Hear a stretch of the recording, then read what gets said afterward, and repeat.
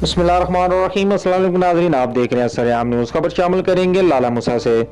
DPO Gujarat Umar सलामत की police अफसरान के साथ अहम मीटिंग, जिसमें ज़िला भर से तमाम डीएसपीज और एसएचओ साहिबान ने के अलावा तफ्तीशी अफसरान ने भी शिरकत की। मीटिंग में district police officer Umar Salamat ने inspector general of Punjab police Rao Sardar Ali Khan के विजन और अहकामात से मुतल्लिक अफसरान को ब्रीफ करते हुए कहा कि अफसरान और मुलाजमीन अवाम के साथ अपने रवैयों में नए अज़म के साथ पहले से बढ़कर बेहतरी लाएं और अवाम की खिदमत को अपना शआर बनाएं।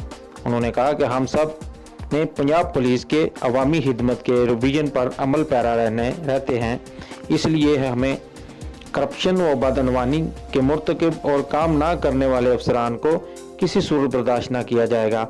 उन्होंने कहा कि पंजाब पुलिस के विजन के मुताबिक अवाम की जान और माल के तहफ़्फ़ुज़ के लिए किसी कुर्बानी से दरेग नहीं किया जाएगा।